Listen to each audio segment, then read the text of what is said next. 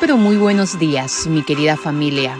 Levántate y resplandece, porque el futuro depende de lo que hagas hoy.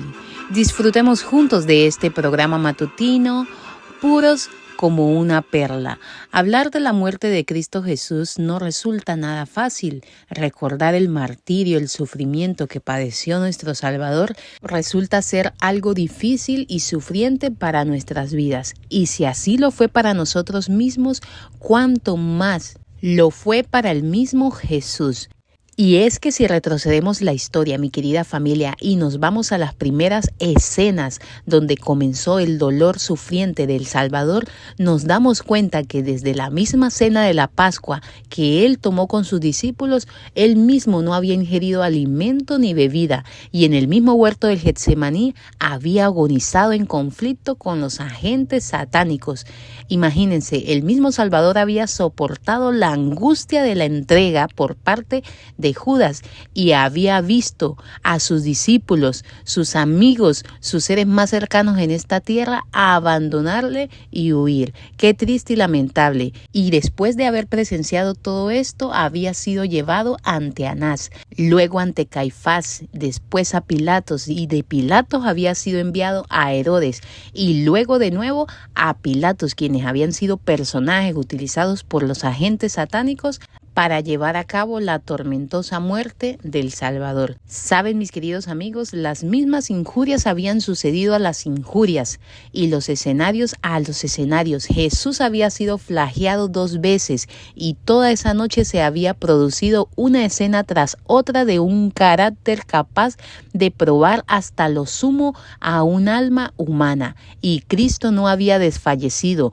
no había pronunciado palabra que no tendiese a glorificar a Dios, y durante toda la deshonrosa farsa del proceso se había portado con firmeza y dignidad. Pero después de la segunda flagelación, la cruz fue pues sobre él y la naturaleza humana no pudo soportar más y Jesús cayó desmayado bajo la carga. Y cuando nos adentramos un poco a lo que la palabra de Dios enseña, el relato bíblico dice en el libro de San Marcos capítulo 15, versículo 16 en adelante, que se burlaron del Salvador. Toda aquella multitud que allí estaba presente, que seguía al Salvador, que vio sus pasos débiles y tambaleantes, no manifestaron ni una gota de compasión. Al contrario, se burlaban del Salvador y se miraban entre ellos, entendiendo que ninguno era capaz de rebajarse a cargar el peso de la cruz y mucho menos la cruz del Salvador. Ahora, los historiadores mencionan que esta cruz pesaba alrededor de 300 libras, es decir, casi 136 kilos. Imaginémonos cuánto dolor y cuánto sufrimiento.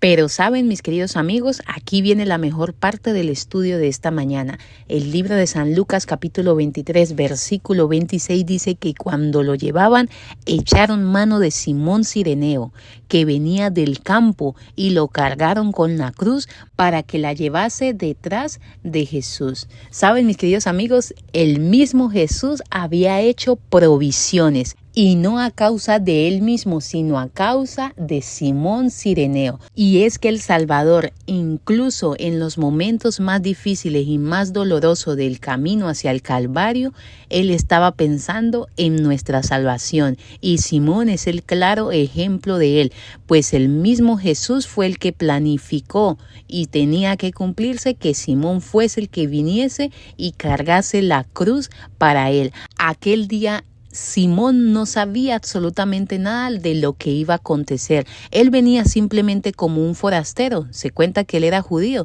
Tal vez venía a las fiestas de las Pascuas. Y en ese momento dicen las Sagradas Escrituras que él venía regresando del campo y se encontró con la muchedumbre y oyó las burlas y las palabras de difamación de la turba en contra de Salvador. Oyó las palabras repetidas con desprecio: abrid paso para que el rey de los judíos pase, y se detuvo asombrado ante la escena, y como expresara su compasión, se apoderaron de él y colocaron la cruz sobre sus hombros. ¿Saben, mis queridos amigos? Simón no lo sabía, pero estaba teniendo el más grande privilegio de todos. Estaba llevando la cruz del Salvador. Ahora, yo no sé porque la Biblia no lo registra, pero estoy casi segura que después de aquel encuentro que Simón tuvo con el Salvador, su vida no fue jamás ni nunca la misma. Yo creo que él salió impactado de aquella escena y agradecido por tal privilegio que de seguro lo motivó a ser discípulo y seguidor de Jesús. Saben, mis queridos amigos, en un sentido lo que hizo Simón aquel día fue algo tan irrepetible como lo fue la misma muerte del Salvador. Nadie más en toda la historia ha hecho lo que hizo Simón, llevar la cruz del Salvador, ni nadie más lo hará. Pero dicho eso, esta escena reflejada en 3 de los 4 evangelios nos recuerda lo que es el discípulo cristiano. El Señor dijo en San Marcos 8:34, si alguno quiere venir en pos de mí, niéguese a sí mismo, tome su cruz y sígame. Así que la invitación, mi querida familia, el día de hoy es que salgamos pues a Él, a Cristo Jesús, salgamos fuera de nuestra zona de confort y llevemos su propio vituperio. Vayamos tras el Salvador, identifiquémonos con Él, suframos con Él y por su causa, y un día sabremos hasta qué punto mereció la pena. No dudes en llevar la cruz del Salvador, porque un día sabremos que sí, seguramente valió la pena. Oremos. Cariñoso y eterno Padre Celestial, gracias por ese sacrificio hecho en la cruz del Calvario. Gracias porque aún en medio del dolor, del sufrimiento, estabas pensando en nuestra salvación. Y así como elegiste a Simón para ser partícipe de tu sufrimiento, nos has elegido a cada uno de nosotros. Y no, Señor, porque quieras que padezcamos, no, sino porque quieres que en medio de todo esto, un día podamos heredar la corona de la vida y podamos ir a morar contigo por la eternidad. Danos esa valentía y ese coraje para ser tus verdaderos discípulos. En el nombre de Jesús, amén. Que el Señor te bendiga grandemente, mi querido amigo, que puedas disfrutar de un día en la presencia del Salvador. Nos vemos mañana en Más de Puros como una perla. Bye bye.